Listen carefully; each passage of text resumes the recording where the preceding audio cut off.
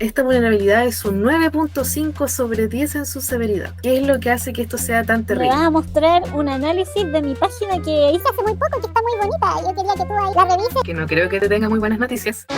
Puedo meterme directamente a una terminal que esté asociada con el servidor interno que tiene Carolina. Es decir, que ahora mismo me estoy metiendo directamente en el servidor. Ahora mismo estamos viendo todos los archivos internos que tiene la aplicación justamente aquí. Vemos que todo el contenido que tenía la aplicación fue completamente vulnerado y cambiado. Ya no tenemos nada de lo que teníamos antes y no queda rastro de. Podría ser un acto de vandalismo contra Carolina, ya que quiero que su página no diga toda la información que debería decir, sino que salga el mensaje que a mí se me antoje. Como por ejemplo, yo podría decir: Carolina no se preocupa por los oyentes del podcast. si yo ejecuto mi exploit y hago mi hackeo, todo el contenido fue reemplazado por la información que yo quiero. Está muy bonita. Esto es una vulneración muy grande a la reputación de muchas empresas y ha pasado en escalas muy grandes, como por darte un ejemplo, el gobierno de Estados Unidos. Mientras escuchas este podcast, miles de bots están golpeando las puertas digitales de diferentes empresas, incluso chilenas. La mayoría de nosotros, como desarrolladores, vemos que quizás tener un curso en ciberseguridad básico como el que nos dan muchas empresas es suficiente, o tal vez tener un firewall bien configurado.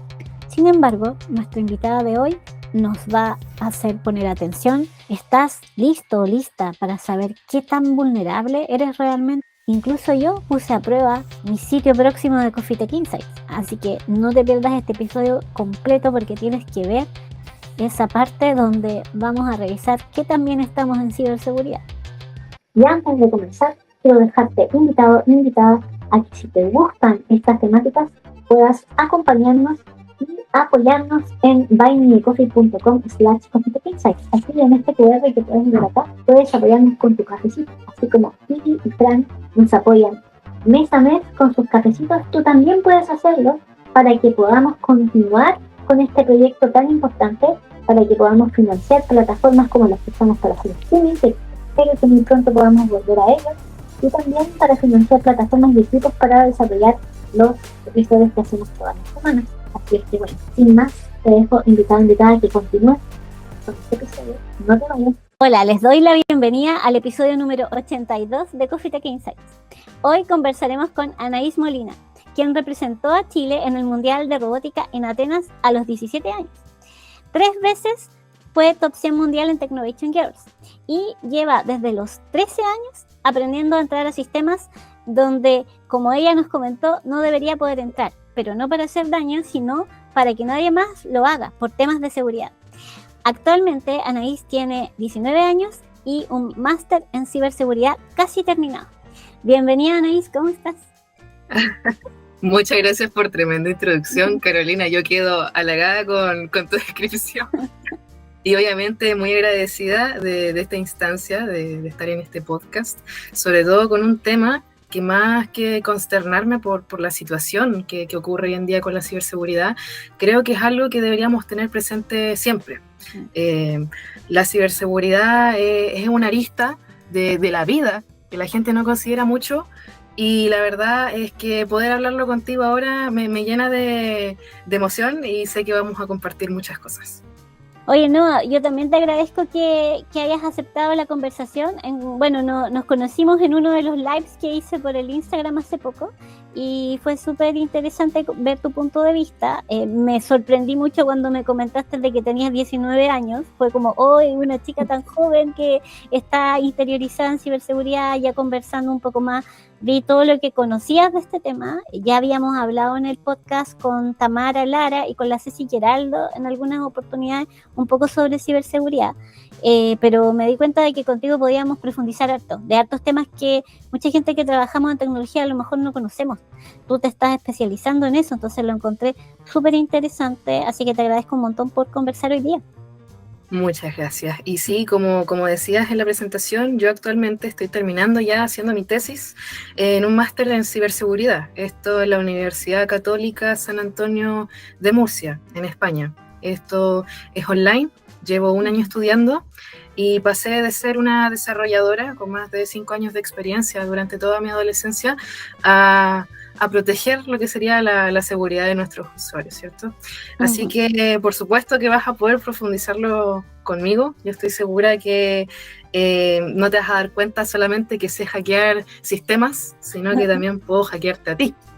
Oh, eso me da miedo. Parece que vienen sorpresas. Por supuesto. Súper. Oye, pero antes de entrar en esas cosas prácticas, que sé que viene ahí una sorpresa más práctica, quería preguntarte un poquito sobre esa introducción que comentábamos, de que tú empiezas a los 13 años en el tema de la tecnología.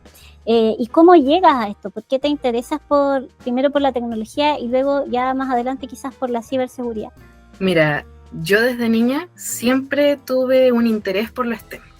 Y tengo las típicas anécdotas que creo que cualquier niño y niña tiene cuando está interesado en estas cosas, que intenta abrir las baratijas que están en la casa, la radio, ver cómo funcionan, hacerse preguntas, cómo es que funciona la tele, cómo es que hicieron los videojuegos. Y lo más triste de esta historia es que por más que yo tenía la curiosidad, por más que yo tenía las ganas, nunca supe que programar y meterme en la tecnología era algo que también era accesible por mí, que estaba diseñado para mí. Y esto no fue por falta de acceso, sino que fue por falta de referentes en las mujeres en las carreras STEM.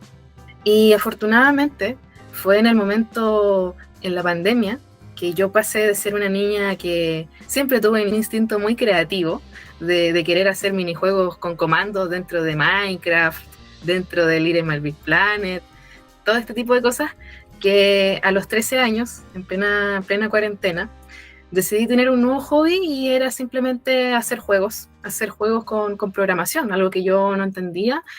Y justo había salido ChatGPT, dije, chuta, a lo mejor si no sé algo, le puedo preguntar. Entonces empecé a hacer copias de Pac-Man, copias de Super Mario Bros. De ahí pasé a calculadoras, a listas to-do list, y de ahí no paré. Muchos niños en la pandemia aprenden a hacer pan y yo aprendí a programar. Bueno, y luego de eso, la verdad es que profundicé mucho más en estas cosas cuando encontré instancias que sí estaban diseñadas para mí, como Technovation Girls, el programa que estábamos conversando. Estuve 3 años consecutivos como top 100 mundial. Dicho programa fue un gran aliado para mí. De hecho, no tanto en lo técnico, porque es un programa introductorio a nivel técnico, y que de hecho en aquel entonces yo, que me encantaba programar por fuera de estas clases que teníamos, muchas veces le llegué a pedir a Technovation que si yo podía trabajar aparte con mi propio código, porque muchas veces promovían trabajar con códigos en bloque, estos juegos de rompecabezas, y a mí me gustaba programación en código. Fue ahí que en Technovation, más que esas cosas técnicas, llegué a algo mucho más importante en mi formación valórica, que fue empezar a utilizar la tecnología para crear aplicaciones que tengan un sentido social y que ayuden a la gente. Ya, yo ahí hice, por ejemplo, una aplicación de lenguas de señas con inteligencia artificial que te permitía, en estilo Duolingo, poder aprender lengua de señas chilena. Oh, qué bueno. Ese tipo de proyectos. Todos los proyectos que hice lo hice con un énfasis muy, muy inclusivo y muy preocupada de que cumplieran con un rol. Y bueno, los 3 proyectos que hice en esos 3 años de impacto social con tecnologías que sí fueran reales y variadas, no los hice porque alguien me lo pidiera, sino que porque entendí que la tecnología trataba sobre ayudar a los demás. Y ahí fue donde nació mi interés por la ciberseguridad. ¡Ay, qué interesante! ¿Y esa aplicación de lengua de señas está activa actualmente? Quedó como parte de mi archivo de cosas dentro de Technovation, porque fueron cosas que actualmente como especialista en ciberseguridad me interesa enfocarme en auditorías y otro tipo de trabajos que no tengo el tiempo ni los recursos como para poder darle el mantenimiento a ese tipo de proyectos.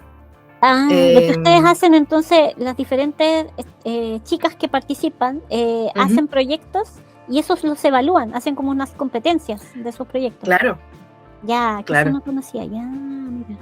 Sí, tenemos nuestra propia pauta y a partir de esa rúbrica es que se evalúan los proyectos dependiendo de su temática, en qué proceso del Estado se encuentran, y así es como apoyan a chicas para que empiecen su trayectoria en el mundo de la programación, tal cual como hicieron conmigo. Mira qué bueno. ¿Y qué lenguaje te gustaba? Sorry. Mira, no, está bien. Todos los proyectos que yo hice en Technovation fueron hechos con distintas tecnologías. Por ponerte un ejemplo, esta aplicación de la que estaba hablando, la hice con MediaPipe y la hice con una especie de extensión de framework de Python para que funcionara también en dispositivos móviles. Luego hice otra aplicación con Flutter, otro año. Y finalmente, el último año que estuve ahí, me moví a realidad aumentada con Unity y C#. Mira, bueno. Así que sí, yo tuve bastante experiencia con estas cosas de programación y diría que en realidad eso fue un tema de yo exigir poder utilizar esas tecnologías para poder aprender y tener manos en la práctica. Pero creo que el foco de esta asociación es que Technovation le mostró a las niñas que la tecnología puede resolver los problemas que les importan a ellas. Y eso hace mucha falta en Chile, porque no solo necesitamos más mujeres en tech, ni mucho menos en la ciberseguridad, que falta mucho más, sino que necesitamos razones para que ellas quieran estar. Para ti, ¿ese fue el impacto? ¿Crees que si no hubieras estado en una organización de este tipo, que he escuchado de varias, he escuchado de Technovation, Niñas Pro, no sé si hay otras más, Ingeniosas había una, no me acuerdo. Sí. De este tipo de organizaciones que, por lo que entiendo, apoyan niñas, para mí son novedosas en el sentido de que yo tengo 40 años, en mi época nunca vi organizaciones que apoyaran a niñas que quisieran participar de tecnología, entonces me llama la atención positivamente, obviamente, de que esté esa intención. ¿Crees que fue un impacto importante? Porque entiendo igual que tenías mucha curiosidad por el tema tecnológico ya de antes, pero ¿crees que te ayudó como a acelerar tu proceso el poder participar de una organización como esa? Por supuesto. Yo creo que aceleró mis ganas de aprender, la necesidad de hacerlo, porque es un programa donde tú tienes que cumplir con ciertas fechas límite, con presentar tu proyecto, hacer un pitch, saber presentarlo con el jurado. Ese tipo de cosas te obliga a aprender, te prepara para el mundo real. Y a nivel más personal, sobre mi trayectoria, yo puedo decir firmemente que Technovation reorientó mi interés solamente de desarrollar aplicaciones como videojuegos a poder prepararme para la ciberseguridad como algo que podría ser mi fin último, ayudar a las personas. Bueno, y sobre todo de lo importante que es la ciberseguridad y que quizás no la tomamos tan en cuenta, ¿no? Cuando uno escucha a muchas personas haciendo estos cambios de carrera y todo, pero todo el mundo se está yendo a desarrollador full stack, como lo más clásico. Claro. Y claro, ya como que está un poco saturado. Mejor no nos vayamos para allá porque está un poco saturado. Pero hay muchas otras áreas. De hecho, también el área de DevOps, de mobile, y también ciberseguridad. Y más, ahora todo con el tema de IA, AI Engineering, etcétera, que hay muchas oportunidades. O sea, un punto muy importante. Porque justamente acá la ciberseguridad en Chile y las cifras que tenemos hacen una brecha de 28.000 especialistas que ya están faltando y lamentablemente esa cifra no va a ser más que subir. Se estima que en vez de ser estos 28.000 terminan siendo 63.000. Imagínate, o sea, la gente, por más que existe la necesidad, no sabe que esto es lo que necesita hoy en día nuestro país. Qué interesante eso. Comentábamos de que tú estás haciendo un máster en ciberseguridad. No comenté algo que era importante, de que es en una universidad en España. Y ahí viene la pregunta de por qué preferiste estudiar fuera, por qué online. O sea, ¿qué tan complejo ves el poder encontrar un lugar para estudiar ciberseguridad que realmente te dé los conocimientos apropiados aquí en Chile o en el mundo?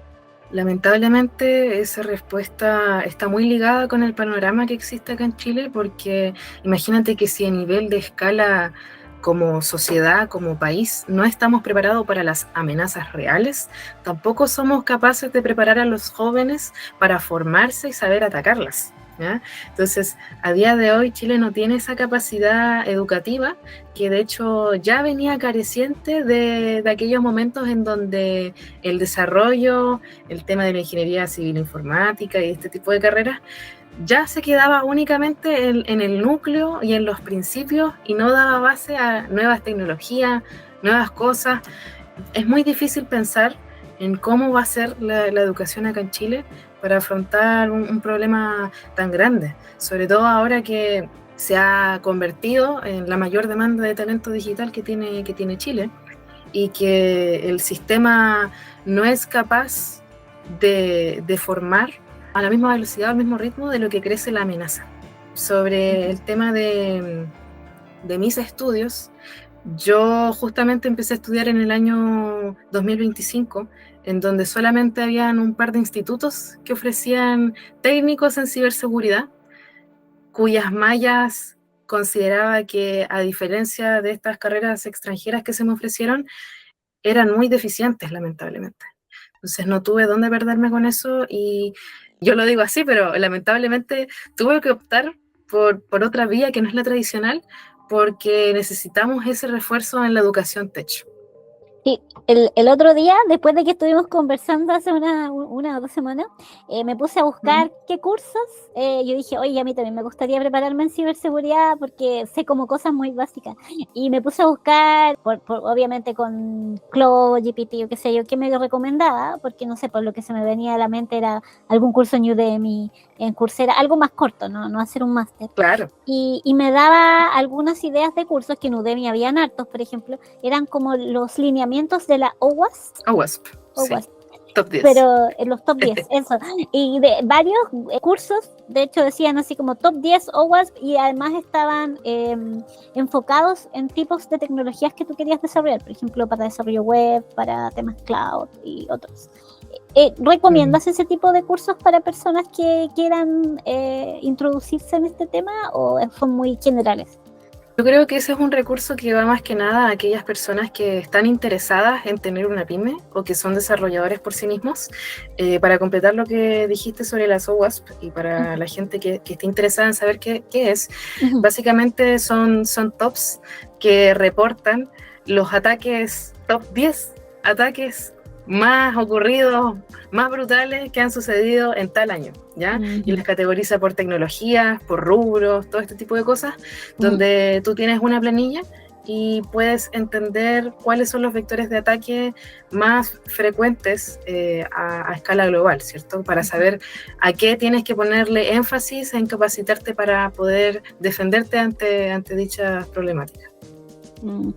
Ya, perfecto. Ahí muy buena acotación para el que quizás estaba perdido y a lo mejor no había escuchado sobre WhatsApp, probablemente sí. Volviendo a la ciberseguridad, más especialmente, hace un par de meses cuando conversábamos con Tamara Lara de CyberLab, nos contaba un poquito sobre estos temas, sobre ataques clásicos, sobre la ley nueva de ciberseguridad, que igual quiero ahondar un poquito así rápido porque sé que se nos va a ir el tiempo, pero antes de eso quería preguntarte, aprovechando también que quizás hay más personas que no necesariamente conocen tan detalladamente el tema de ciberseguridad, así tampoco muy específicamente, pero en forma general, ¿qué tipo de roles existen? Porque así como en desarrollo tenemos al mobile, al frontend, al backend y así, en el caso de ciberseguridad sabemos que también tú misma estás haciendo una especialización en un tema específico.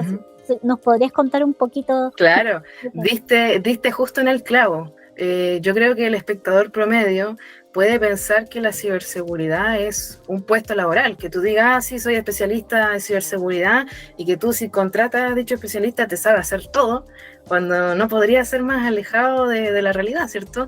La ciberseguridad es una industria, y de hecho es una industria que está metida dentro de un saco mucho más grande, que es la seguridad de la información, donde ahí también vemos seguridad física, incluso controles de acceso, cámaras de seguridad, otro tipo de cosas, y entre medio tenemos la seguridad de los medios ya informáticos, ¿cierto?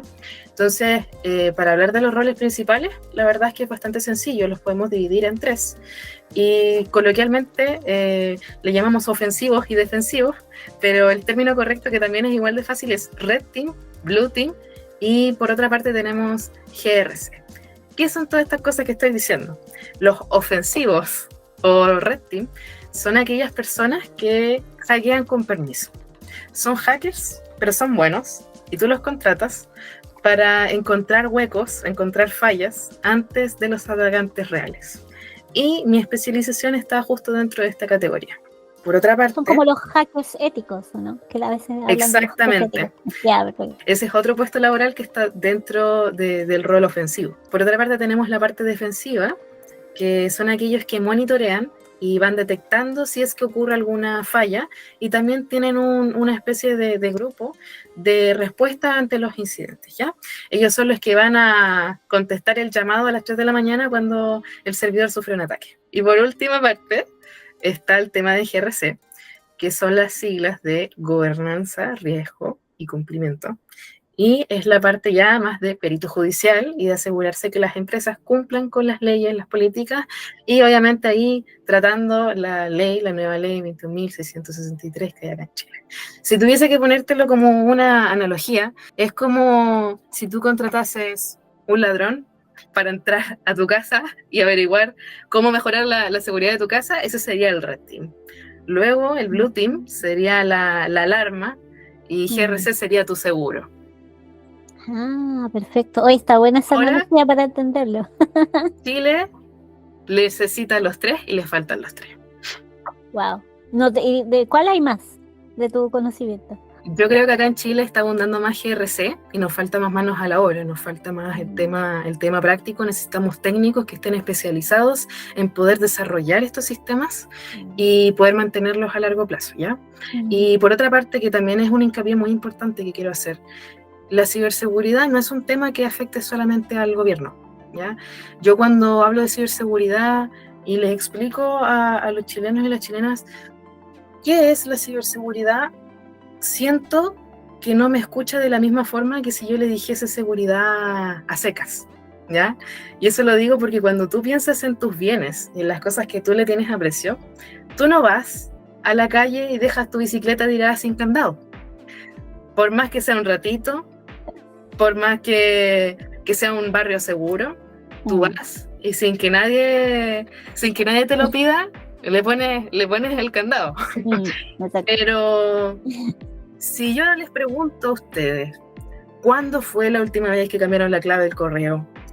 O si acaso ocupan la misma clave de banco que la que tienen en Instagram, las respuestas no son las mismas. Y sus datos están quedando tirados en la calle sin candado todos los días. Cuando sus datos son mucho más importantes que una bicicleta. Así que sí, ese es el panorama acá en Chile.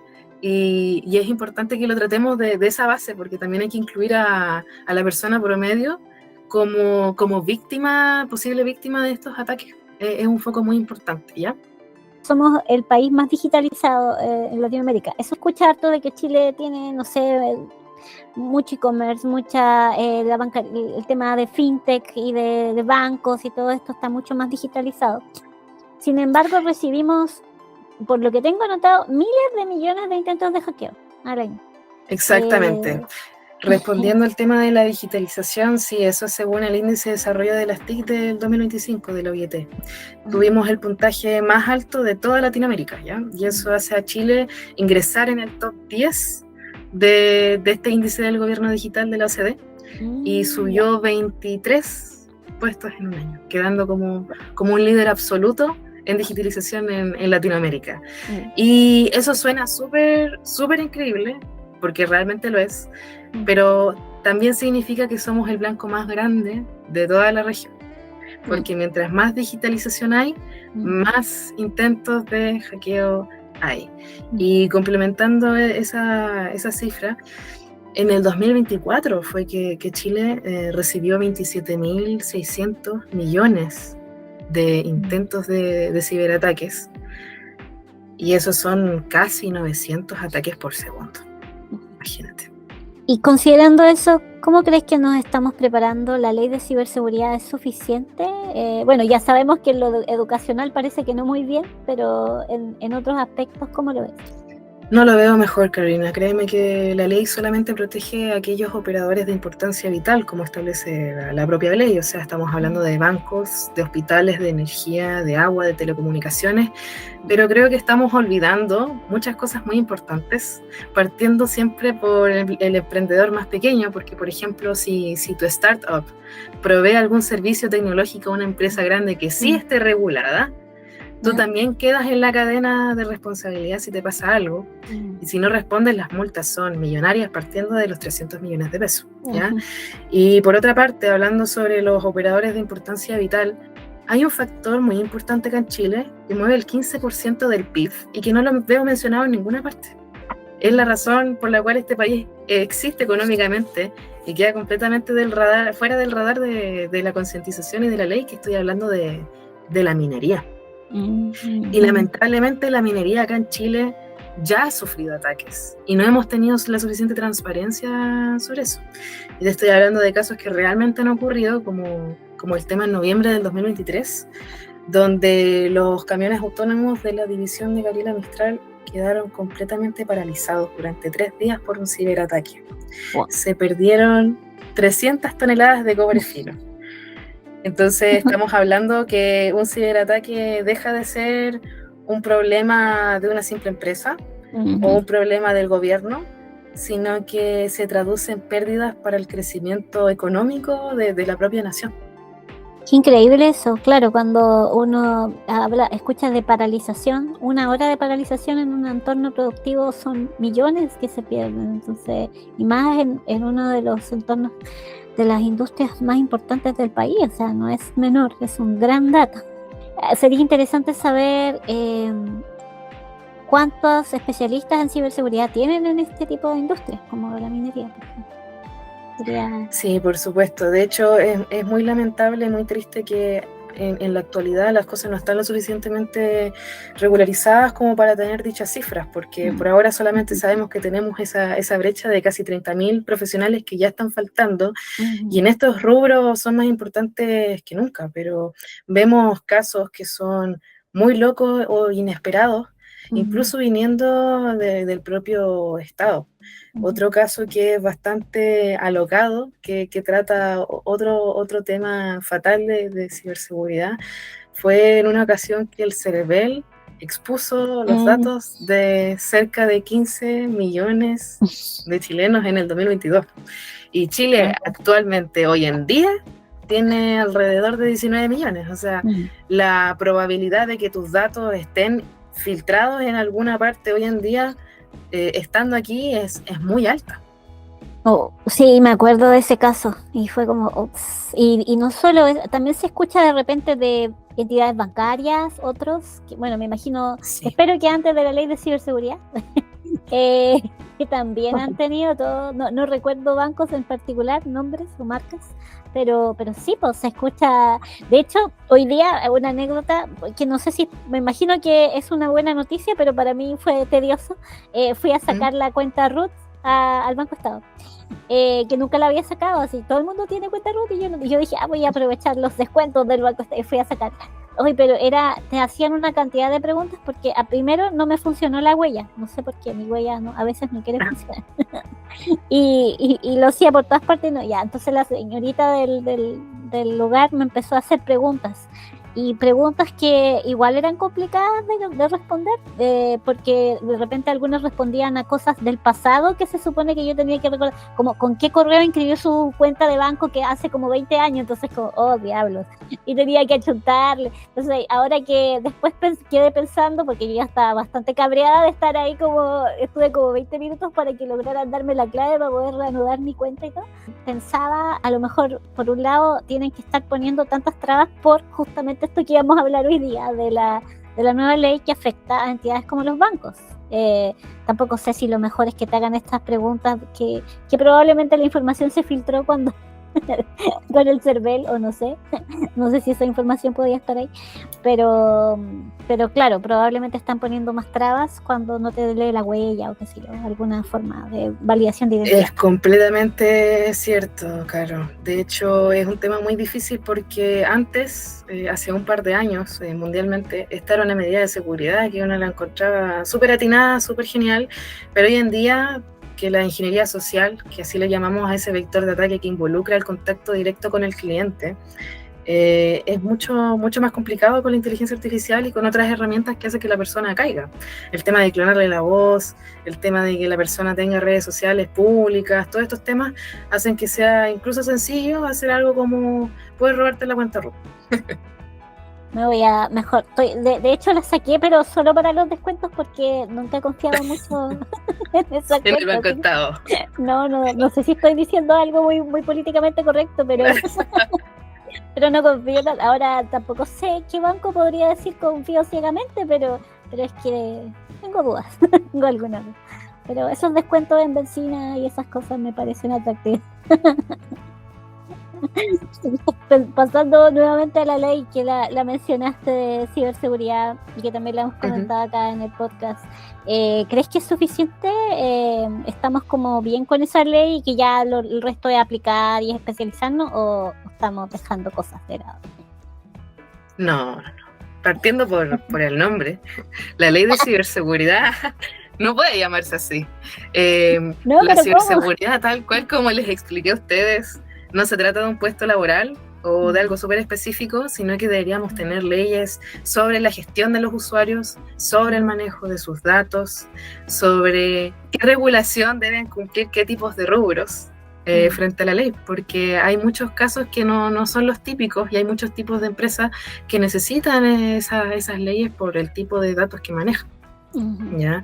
Entonces, esto sí es un hincapié a todo lo que tenemos que profundizar respecto a las leyes y sobre todo que da a relucir la importancia de proteger las operaciones vitales como son los bancos, como son los vitales, como conversábamos antes. Sobre lo que tú te estás especializando, que es ingeniería inversa. Como comentábamos, tú estás realizando un máster en ciberseguridad enfocado en ingeniería inversa. ¿Puedes comentarnos un poco en qué consiste? Porque uno cuando habla de ingeniería inversa se imagina, no sé, pues cuando tienes, no sé, un producto y entonces entiendes, teniendo el producto, cómo se arma y se crea el producto, como dicen que los chinos hicieron para evolucionar e innovar. Pero en el caso de la ciberseguridad, ¿es algo parecido? Como que, ¿qué hace una persona? De hecho, sí. De hecho, es bastante parecido y uno podría preguntarse, oye, ¿para qué serviría una tontera así? Pero antes de pasar más a lo técnico, a lo copudín, para el público que no lo es como si alguien te entregara una caja que está completamente sellada y oscura, que no tienes idea de lo que hay adentro, que no tienes manual, no tienes instrucciones, no tienes nada. Y la ingeniería inversa sería el arte de poder desarmarla y descubrir exactamente qué es lo que hace. Pero mucho más importante todavía, quién te lo pasó y qué intenciones tenía cuando la hizo. ¿Ya? Eso en la ciberseguridad se traduce en tomar un programa que es malicioso, que tiene algún tipo de malware o de virus, que la persona lo diseñó para que tú nunca supieras lo que iba a pasar con tu computador o el recurso que quería infectar de ti. Y yo lo agarro y lo veo hasta el fondo. Es como encontrarle un diario íntimo a alguien y ver toda la información que tiene adentro. Básicamente yo desmantelando esta información puedo saber de dónde viene, puedo saber exactamente cómo maneja tu información de manera maliciosa, todo este tipo de cosas. ¿Y qué es lo más extraño que te has encontrado en, no sé si solo un virus o en alguna de estas cosas malvadas, maliciosas? Hace muy pocos días tuve un caso bastante extraño, ya que salió OpenCloud, ¿cierto? Esta gente de inteligencia artificial. Bueno, pasó que estuve viendo que una inteligencia artificial accidentalmente en una persona le recomendó instalarse OpenCloud por una fuente que no era la original, una fuente que era maliciosa. y haciéndole un análisis dinámico a esta aplicación. Era un spyware por completo que pretendía robar todos tus datos, incluyendo criptomonedas, claves bancarias y un keylogger que también te registraba todas las teclas en el orden en que tú las escribías, y eso sirve para saber exactamente qué es lo que estás escribiendo, qué es lo que estás viendo, con quién conversas y sobre qué. Wow. Nada más y nada menos. Nada más y nada menos. ¿Qué le faltó? Exactamente. Se ven cosas muy locas en mi rubro y eso es lo que más me gusta.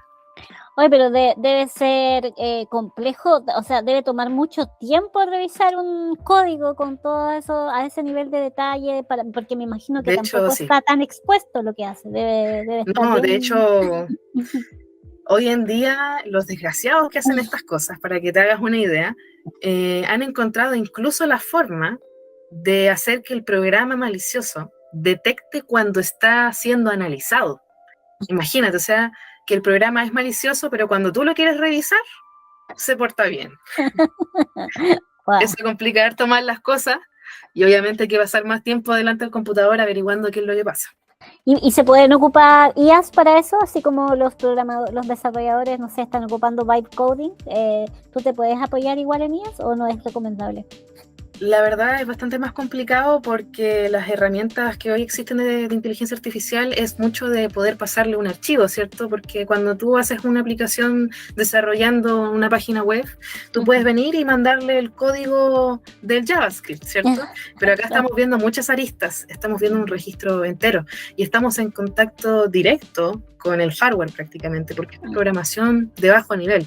Estamos con unos y ceros y con muchas pantallas de muchas cosas, en donde es muy complicado agarrar todo y mostrárselo a tiempo real a la inteligencia artificial hoy. Hazlo tú.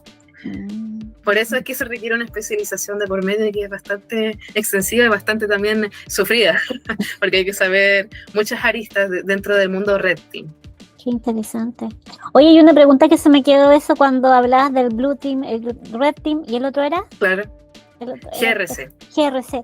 Algunos de ellos son hackers conversos, o sea, gente que estaba en el mundo oscuro y que después se va al mundo Eso tenemos luminoso. Otro término más entretenido todavía.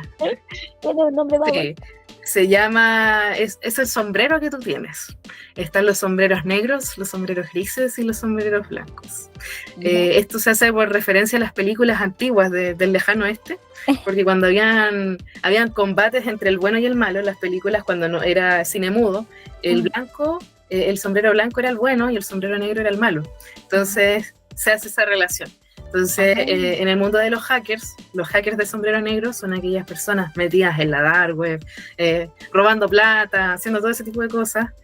La gente de sombrero gris suele ser esa gente que antes estaba en eso, o que a veces hace cosas que son buenas, pero a través de los términos medios ambiguos en esas lagunas, mientras que los sombreros blancos son los que actúan conforme a la ley y en un ambiente que está regulado, ¿cierto? Y en los sombreros gris, para volver a eso, también está el tema del hacktivismo, que son muchas personas que tienen esta faceta hacker con la máscara, en donde pretenden hacer cosas por un bien común, pero utilizando herramientas generalmente de vandalismo o bien polémicas, ¿cierto? Me gustó la analogía y se me ocurrió otra analogía, pero no sé si la usarán, de este mundo de la magia, como de Tolkien, porque me imaginé a los magos negros y los blancos, está también como claro. Gandalf con los otros, no sé, ya, locura. Sección de nerd. De la hora sí, de la verdad es que en el mundo, precisamente en el mundo técnico, la mayoría somos bien ñoños. Así que sí, totalmente. No, genial, eso me agrada. Oye, y para cerrar un poco este tema de la ingeniería inversa, que obviamente es así hiper pincelada porque no podemos detenernos más, pero también ahí dejar a las personas que escuchen esta grabación que si les interesa esta temática, nos comenten, dejen preguntas, dejen lo que sea ahí después de la grabación, porque si hay algo que les interese podríamos también profundizar más adelante con Anaísa, así que ahí... Por supuesto. Pero para no dejar así solamente este tema que da para harto, yo creo, ¿por qué crees tú que este tema de la ingeniería inversa es importante en Chile y acá en Latinoamérica? Mira, volviendo con las cifras, en el año 2024 fueron 500% el aumento en sistemas que estaban comprometidos a nivel global frente a malware que robaba información, ¿ya? Esto es una cifra muy brutal, poco esperada, y lamentablemente acá en Chile la ingeniería inversa, que es justamente quien analiza de dónde viene este malware, no existe. No estamos preparados para afrontar esas cifras, y sin esos especialistas no sabemos analizar qué es lo que hay detrás y mucho menos cómo detenerlo. Yo lo dejo así de simple, esa es la importancia que tiene acá en Chile y ese es el enfoque que hay que darle, el hecho de que puedan haber más especialistas en esto.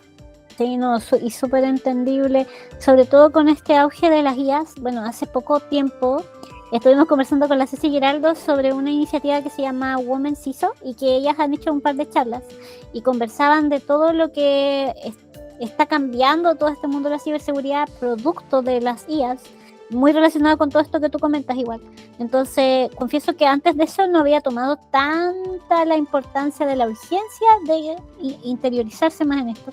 Y justamente creo que es algo que no podemos dejar pasar. O sea, hay temas hasta, no solamente está el que te roben los datos y que no sé, bueno, además de las estafas, pero también hay delitos mucho más graves, trata de personas, hay un montón de cosas asociadas que, de hecho, en ese, bueno, por ahí voy a dejar en la descripción del video esa grabación que hicieron las chicas con la niña de Women CISO, pero me imagino que hay muchas otras charlas que hablan de esos temas que son increíbles, o sea, uno no se imagina. Es un tema muy contundente porque la gente no se imagina que el principal foco de ataques es el eslabón más bajo, y esa es como el individuo, ¿cierto? Sí, la gente no se imagina que el principal foco de interés para un hacker eres tú. Y no es porque seas la persona más interesante del mundo, sino que porque la parte más fácil de hackear y de entrar en esta jerarquía es atacar el eslabón más bajo, y ese es el usuario promedio.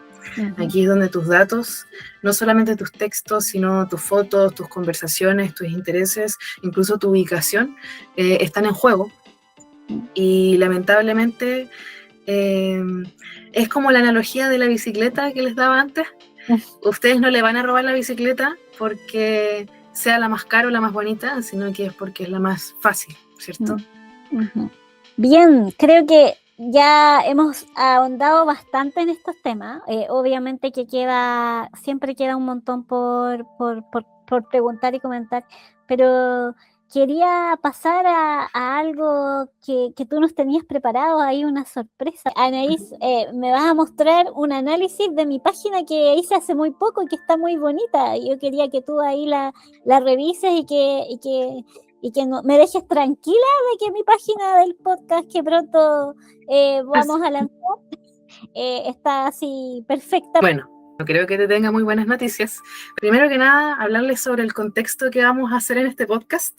Vamos a simular que Carolina va a mirar el podcast Coffee Tech Insights a su propia plataforma de streaming y va a usar unas tecnologías que son súper conocidas. Va a construir su aplicación utilizando Next.js y React.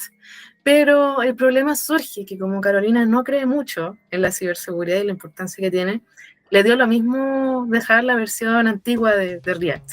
Y ahí es donde surge el problema. Para hacerlo más didáctico todavía, vamos a pasar directamente a la parte del laboratorio, para mostrarles los graves daños que podría hacer en la aplicación de Carolina. Por lo tanto, estoy acá en una máquina virtual, es decir, que no es mi computador real, y esto nos sirve a todos los especialistas de ciberseguridad como una especie de laboratorio. Tal cual como los científicos tienen su propio espacio para probar sus mezclas, nosotros hacemos lo mismo, pero con hackeos. Entonces, en esta carpeta tenemos dos cosas. Por una parte, la aplicación de Carolina, y por otra parte, el exploit, que es justamente todo el material que necesitamos de código para hackear la página. Es decir, que vamos a hacer dos cosas en este mismo computador. Vamos a simular ser los buenos y vamos a simular ser los malos, netamente por una cosa de practicidad. Entonces, voy a abrir una terminal, la voy a colocar por acá, a la izquierda, la voy a extender otro poquito y la vamos a dividir en dos.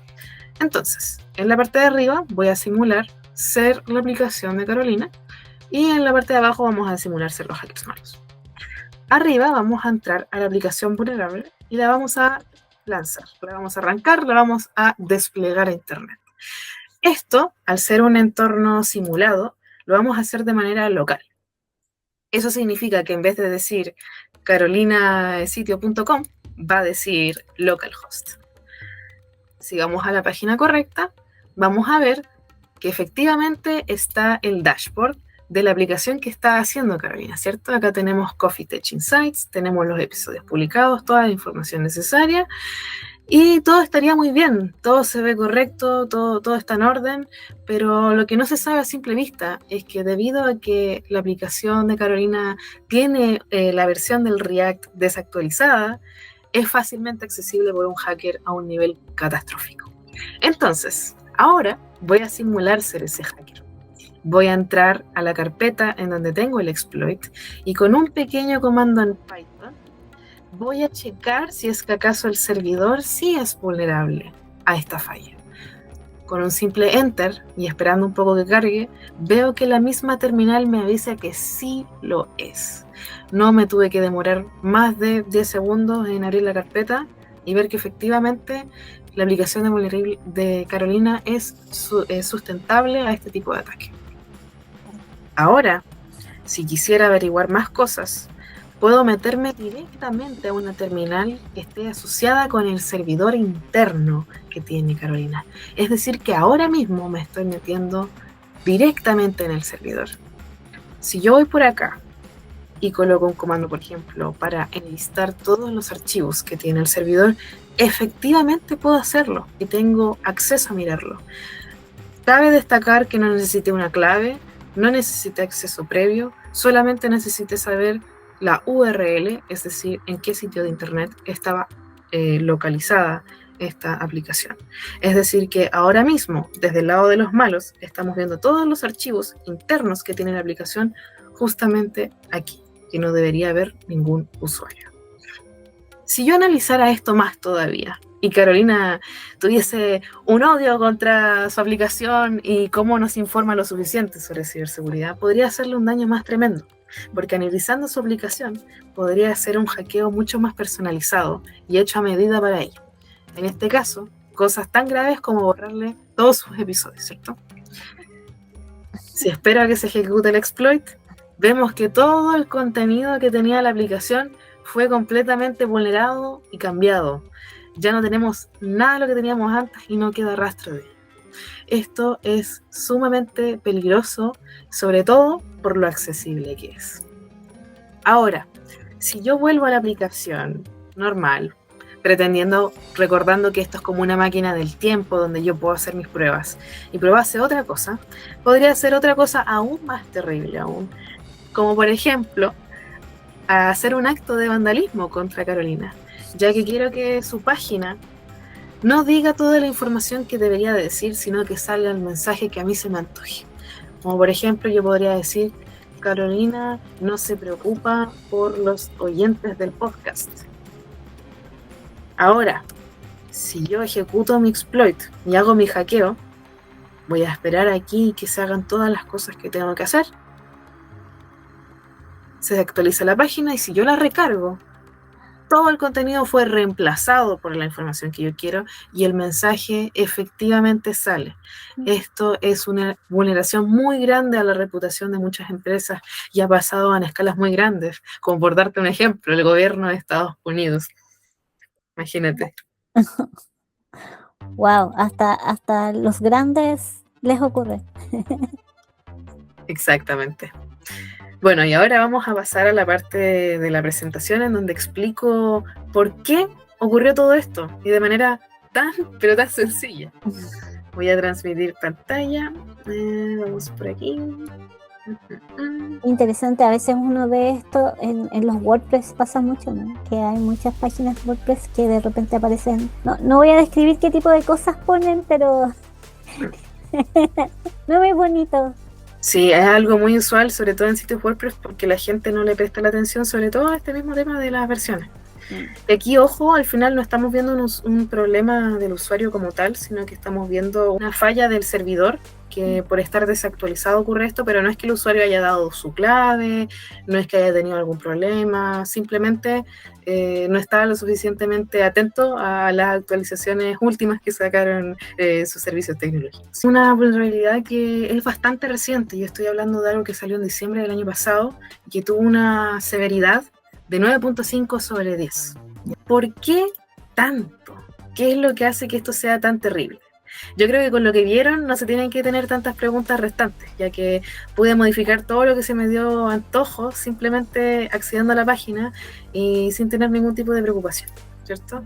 Vemos que en el mundo de la ciberseguridad catalogamos a este tipo de ataques como deserialización insegura y, como bien había dicho, permite un acceso sin clave. Esto hace que los afectados se transformen en millones de aplicaciones.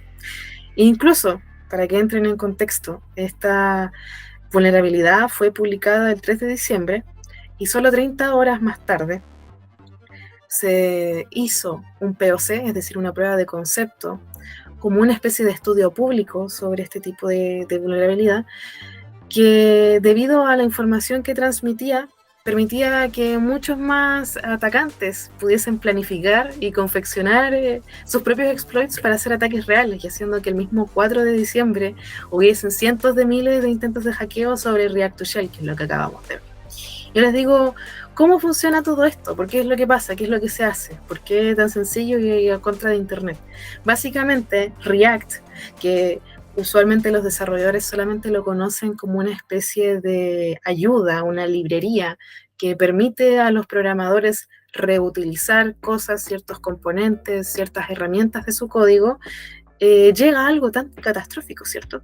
Pasa que React tiene una especie de protocolo que actúa entre el cliente y su servidor ya interno. Esto hace que si algo sale mal con el protocolo, el usuario pueda pedirle lo que él quiera. Y en este caso, alguna persona malintencionada descubrió cómo engañar a este protocolo llamado React Fly Protocol, provocando una deserialización sin validación. Es decir, haciendo que el usuario pueda pedir dónde están los archivos, qué contienen, quién es dueño de los archivos, y la página le responda, bueno, aquí tienes todos los archivos, no tienes ningún problema, ¿verdad? Es muy, muy loco la lógica y a lo que se resume eso, pero es exactamente lo que pasa en el detrás de cámaras.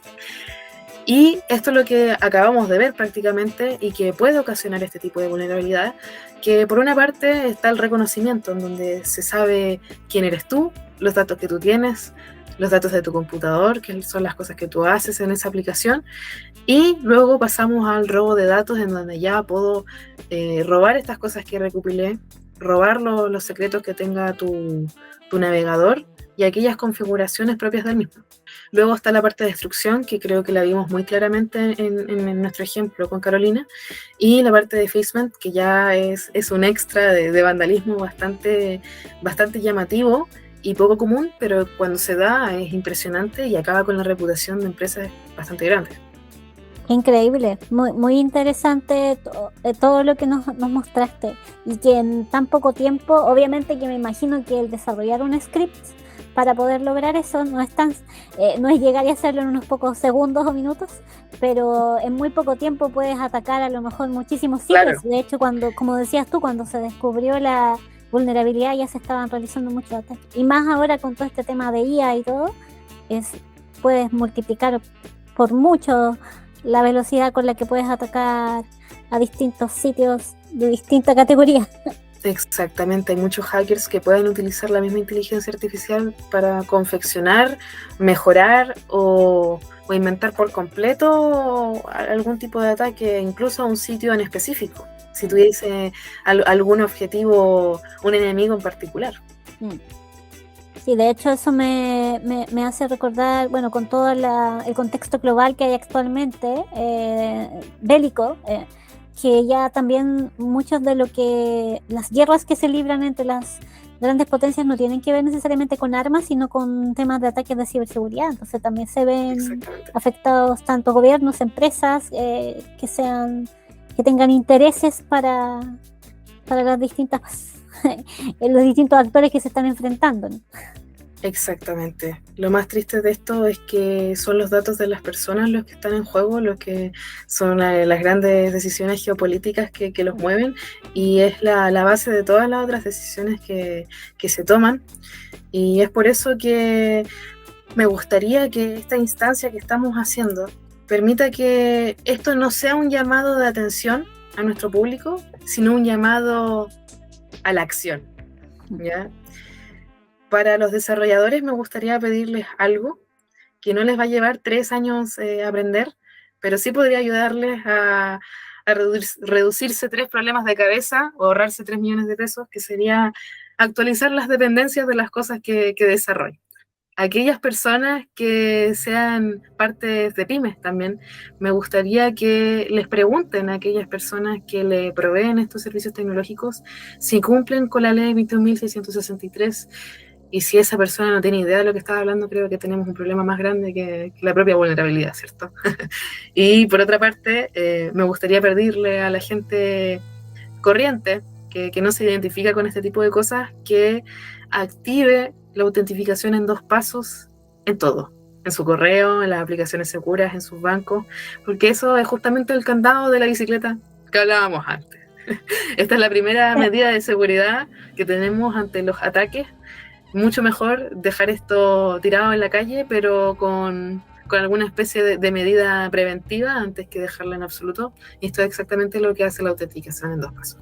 Y como último ejercicio, me gustaría comentarles a la gente que la de estadística dice que es demasiado probable, sobre todo acá en Chile, de que tus datos ya estén filtrados.